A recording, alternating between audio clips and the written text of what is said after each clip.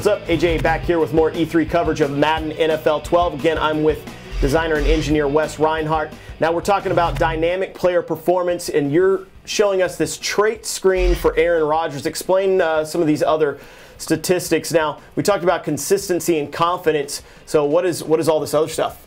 So these are just ways that we can now differentiate gameplay between different players. So some of these, we have a total of 18 traits, first of all, and they'll affect every single position in the game. But these that we're looking at right now, we have Aaron Rodgers. This is his ability to scramble, how often he does it. We have whether he throws the ball away, how well he senses pressure, all the different aspects of a quarterback and what you would expect to get from them. This allows us to kind of show the difference between your Peyton Mannings, your Aaron Rodgers, your Tom Brady's, your Michael Vicks. All of those quarterbacks are now going to act more like themselves when you're playing against them, instead of just all kind of acting the same way just based on different ratings, so they're different skill levels. Now that you actually have different actual AI between them.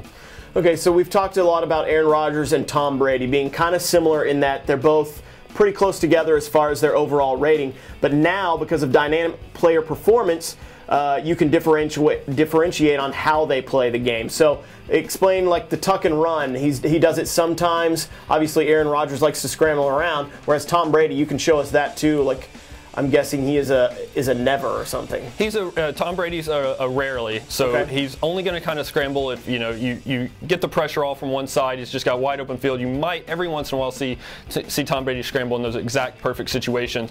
Aaron Rodgers, on the other hand, is going to take advantage of what the defense gives him. He's going to if you're in prevent defense, when he's going to take those 10 yards you give him. He's going to get that first down and move the ball, move the chains. So that's the difference there. We also have a often version of that trait, which you'll have the Michael Vicks and the scrambling quarterbacks, and you'll see them. You've got to make sure you have a QB spy on them, and otherwise you're just gonna get burned all day by them.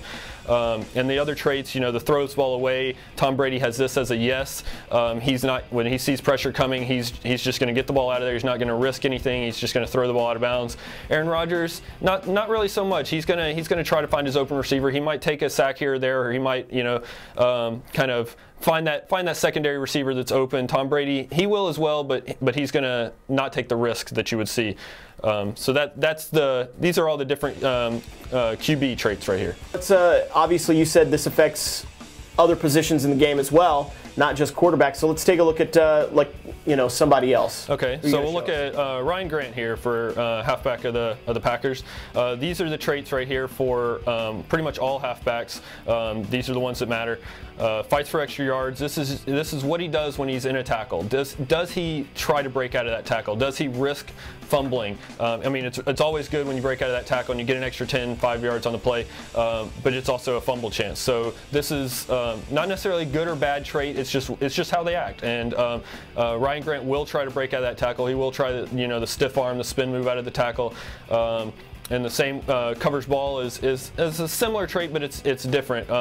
And this is when they actually will kind of cover the ball against those big hitters. So if he's going up against Ray Lewis, a big hitter, he's going to protect the ball. But if he's going up against that weak cornerback on the outside, he's going to try to run him over. He's going to either do some elusive move or at least truck him or do something to try to get by him.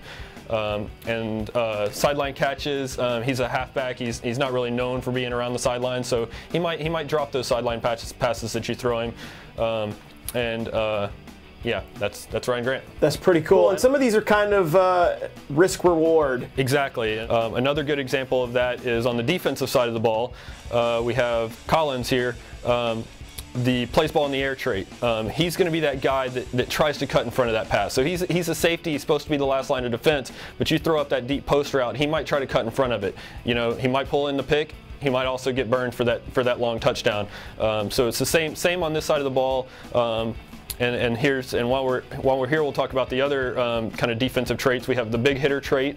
This is going to be the Harrisons, the Farriers. All those guys that just like to lay out the receiver. But then other guys won't have that. They're going to be more conscious to wrap up the tackler or the ball carrier instead of trying to just lay him out and cause fumbles.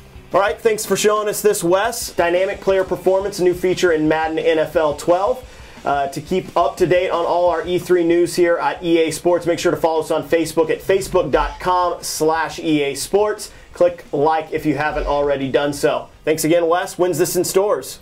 August 30th. Very cool.